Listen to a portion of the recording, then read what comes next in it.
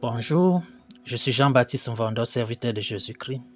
Nous sommes toujours sur le thème « Est-ce que le malheur arrive au juste ?» Je vous recommande vivement de réécouter le premier audio de cette série pour mieux comprendre ce dont nous parlons aujourd'hui.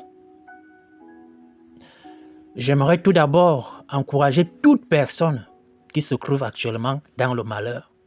Confie-toi en Jésus-Christ. Il te relèvera de cette épreuve-là. Il te donnera la victoire face à cette épreuve. Confie-toi de tout ton cœur au Seigneur Jésus-Christ. Grâce soit rendue à Dieu qui nous fait toujours triompher en Christ. Venez avec moi s'il vous plaît dans Matthieu 7, de 24 à 25. Il est écrit, « C'est pourquoi quiconque entend ces paroles que je dis et les met en pratique sera semblable à un homme prudent qui a bâti sa maison sur le roc. La pluie est tombée, les torrents sont venus, les vents ont soufflé et se sont jetés contre cette maison. Elle n'est point tombée parce qu'elle était fondée sur le roc. » Ici, juste un petit détail, cette traduction parle de l'homme prudent, mais plusieurs traductions parlent de l'homme sage. L'homme sage, c'est lui qui a bâti sa maison sur le roc.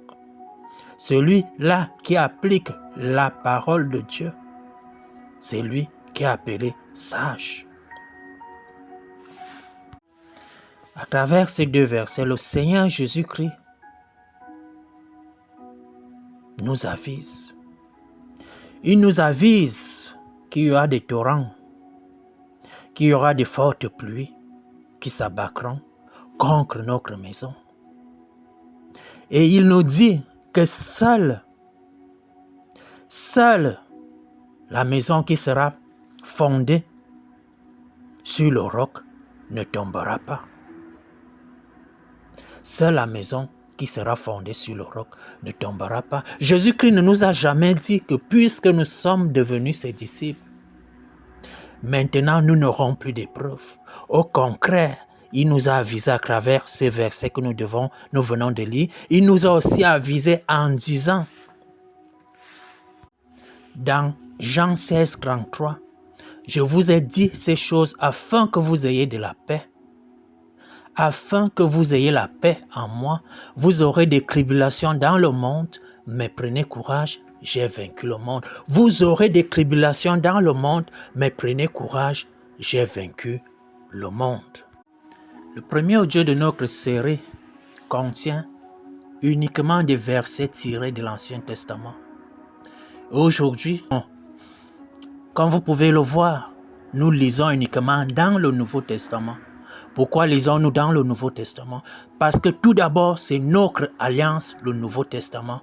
Et en plus, c'est parce que c'est le Seigneur Jésus-Christ qui est venu nous expliquer ce qui était écrit dans l'Ancien Testament.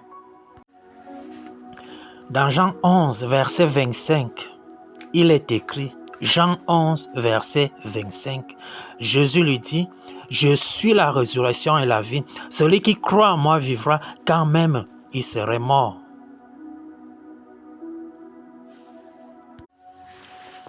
Le Seigneur m'a montré que dans ce verset, celui qui croit en lui,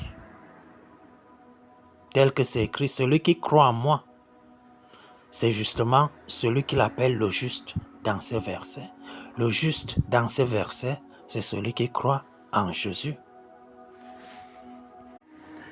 Jésus-Christ est la résurrection et la vie. Celui qui croit en lui vivra quand même il serait mort. Celui qui croit en lui vivra quand même il serait mort. Le Seigneur m'a montré ici que oui, un juste peut connaître la mort physique. Je veux dire qu'un juste peut mourir de la mort physique avant que ne soit arrivé le temps que le Seigneur a prévu pour lui. C'est pour cette raison-là que Jésus-Christ est la résurrection.